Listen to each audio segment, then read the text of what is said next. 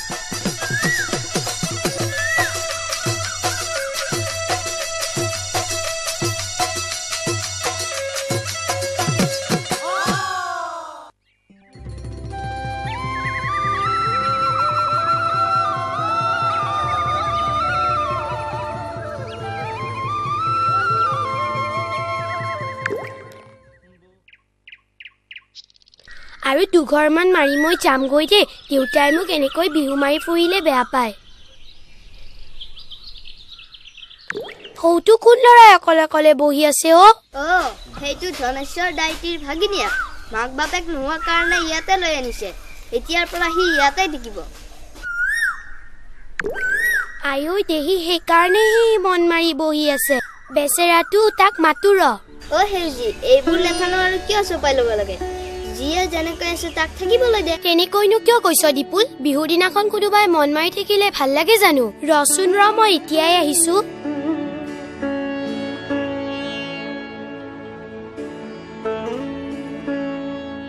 তুমি ইয়াত অকলে অকলে মন মাৰি কিয় বহি আছা তোমাৰ নাম কি বৰুণ আমাৰ গাঁৱলৈ নতুনকৈ আহিছা চোৱা আজি আটাইবোৰ ল'ৰা ছোৱালীয়ে বিহু মাৰিবলৈ আহিছে তুমিও আহা ভাল লাগিব কিন্তু মই মামাহঁতক কৈ অহা নাই যে তাতে কি হ'ল তেওঁলোকেতো গমেই পাব যে তুমি বিহুৰ বতৰত বিহু মাৰিবলৈ গৈছা এতিয়া বলা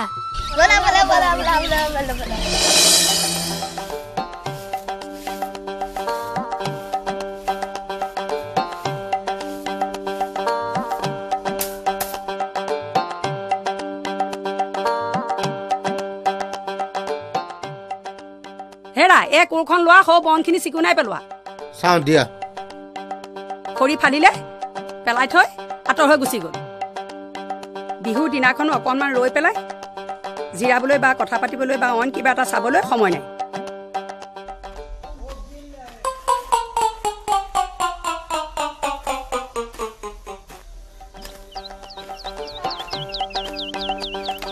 হেৰা তোমাৰ দেখোন ভাগিনীয়ে আজি এতিয়ালৈকে দেখা দেখি নাই বেলি আহি দুপৰ হ'লহি কলৈ বা গ'ল কৈছে চাগৈ কৰবালৈ হেৰি নহয় যাওক দিয়া এই ঘৰখনত বহি থাকিলে সি বৰ মন মাৰি থাকে হে এৰা পাই মোৰহে সুখে নধৰা হৈছে চবৰে মন মৰি থাকে মইহে জানো সেই চিতা মাতিৰে নিজকে খাবলৈ নজৰে এতিয়া ভূতৰ ওপৰত আহি দানৱ পৰিছে নিজৰ ল'ৰাকে চাবানে পৰৰ ল'ৰাকে পুহিবা সেই ভূতৰ ওপৰতেতো দানৱ পৰে কি ক'লা বিহুৰ দিনাখননো কিয় তেনেকুৱা কথা কৈছা তুমি তেনেকুৱা কথা ক'ব নাপায় নহয় আৰু নিজকে তুমি কিয় ভূত সজাইছা তুমি আচলতে মোৰ সৰগৰ অপেশ্বৰীহে তোমাৰ চব কথাতে ধেমালি শুনা বৰুণক আনি ঘৰ ৰাখিছা হয় কিন্তু এই হতভগীয়া ল'ৰাটোৰ কাৰণে যদি আমাৰ কিবা অনিষ্ট হয় মই কিন্তু সহ্য নকৰিম কৈ থলো এই কণমানি ল'ৰাটোৰ পৰা আমাৰ কি অনিষ্ট হ'ব হে বেচেৰাৰ এনেই ইমান দুখ তাক এবাৰ স্কুলত নাম লিখি দিম ৰ'বা তেতিয়া আৰু সি দিনটো তোমাৰ চকুৰ আঁতৰতে থাকিব পাৰিব তুমি আৰু তাক দিনটো চাই থাকিব নালাগে বুজিছা এইটো বুদ্ধি কৰি ভাগিনীৰক পঢ়ুৱাবও পাৰিবা কথাটো ঠিকেই ভাবিছা এই চাউলো সিজিল মিতিৰ ৰল মিতিৰ মানে বৰুণ বাৰু ৰল কিন্তু হেৰি নহয় এই চাউল বা সিজিলে নাই এই ভোক লাগিছে বুজিছা যোৱাচোন যোৱা পাকঘৰলৈ যোৱা চাউলকেইটা সিজিলে নে ভালকে চাই আহেগে যোৱা কটা বিহুৰ দিনাখন পিঠা চাউল এসোপা তিয়াই থৈছো সেই সোপাৰ খা খবৰ নাইকিয়া ভাত ভাত ভাত ভাত সিজিলে নে নাই কথা কবলৈ আহিছে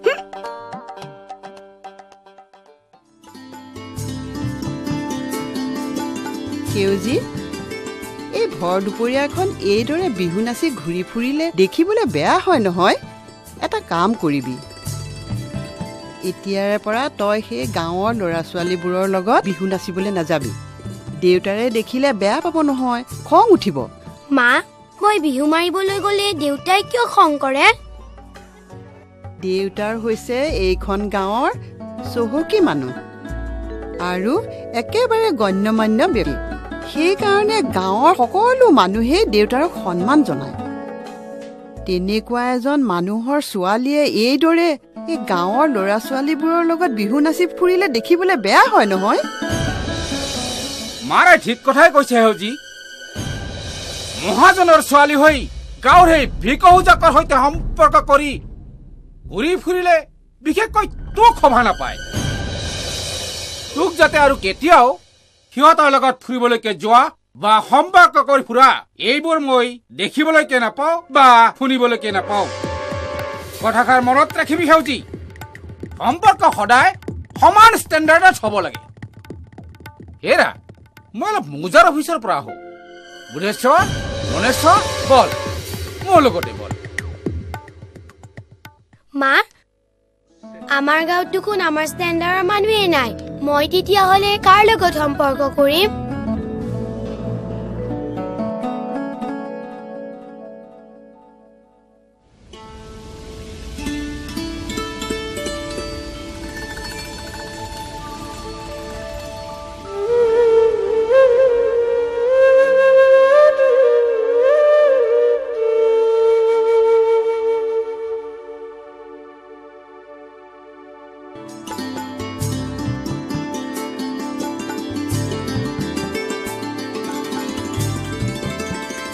বৰুণ, তোমাক সেইদিনাৰ পৰা দেখাই নাছিলো জানা। তুমি ঘৰৰ পৰা নোলোৱা নেকি? মই লগৰীয়াবিলাকৰ লগত ঘূৰি ফুৰিলে মামীয়ে ভাল নাপায়। ইচ, মোৰ দেউতা আৰু তোমাৰ মামী একেই দেখোন। তোমাৰ দেউতাও ফুৰিলে খং কৰে নেকি? অতো, পিছে কোনো কথা নাই। আজিৰ পৰা তুমি আৰু মই বন্ধু হ'ম, হ'বনে? হ'ব বুলি ভাবি আহিলে সকলো কথা হৈ নাযায় নহয়। বাইদেউ আৰু ভিন্দৰ সেই দুৰ্ঘটনাত মৃত্যু নোহোৱাহেঁতেন বৰুণৰ দৰে এই চোকা ল'ৰাটো মোৰ ইয়াত এনেদৰে নাথাকিলেহেঁতেন। আৰু তোৰ লগত মই তাক এতিয়া গেৰেজত কাম কৰিবলৈ পঠিয়াম নেকি? হা, বুদ্ধি দিবলৈ আহিছে। সেই বোলে কথাতে কয় নহয়, যে খুলি খুলি খায় তাকে খোল খালি বুলি কয়। ধেমালি কৈ নলয় কথাটো অলপ ভাবি চাব ভিন্দু। সি মোৰ লগত গ'লে ইনকাম কৰিব পাৰিব, আৰু ইনকাম কৰা মানে আপোনাৰ এটা মূৰৰ বোজা পাতলিল। ইফালে তাৰো মেকানিকৰ কাম শিকা হ'ব, জীৱনলৈ এটা শিক্ষা। মানে এক গুলিত দুই চিকাৰ। চিকাৰ? তই আৰু চিকাৰ কৰিবলৈ কেতিয়া শিকিলি? তোকতো মই চিকাৰী বুলি জনা নাছিলো। এদিন ওলাবি, দুইটাই বৰ বিলত হাঁহ চিকাৰ কৰিবলৈ যাম, বুজিছ? এতিয়া তই অকমান বহ, মই অকমান গাত উঠি আহো দেই। দেখিলি ভিনিহাৰৰ কথা? বহ, মই আহি আছো। শুনিলি, মই গোটেই ঘৰখন চাব লাগে। তেওঁ এনেকৈয়ে থাকে। সিফালে বৰুণে মহাজনৰ জীয়েকৰ লগত প্ৰেম প্ৰীতি কৰে। এইখন কি কিতাপ হয়? এইখন মানে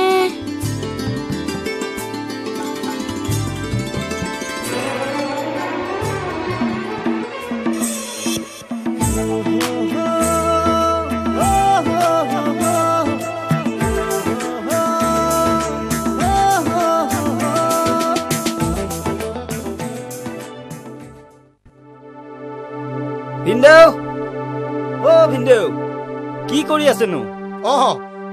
তই আকৌ আহিলি যে? আহিব লগা হ'ল আকৌ। এই বৰুণৰ কথাটো যে, মই গেৰেজৰ মালিকৰ লগত গোটেইখিনি কথা পাতিলো। এতিয়া সোনকালে তাক তালৈকে নিয়াহে কথা। বাইদেউৰ লগতো কথাখিনি পাতিলো। হেৰি নহয়, তই সেই একেটা কথাতে কিয়নো লাগি আছ কচোন?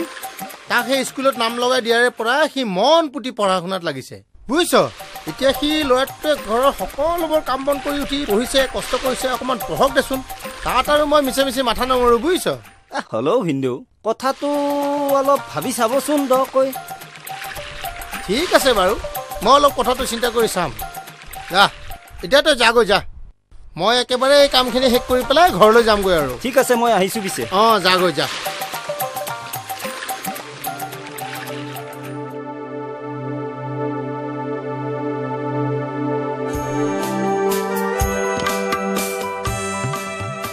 বৰুণ, যোৱা কিছুদিন ধৰি তোমাক এটা কথা কম বুলি লগে পোৱা নাছিলো ক'ত আছিলা ঘৰতে পৰীক্ষা আহিছে নহয়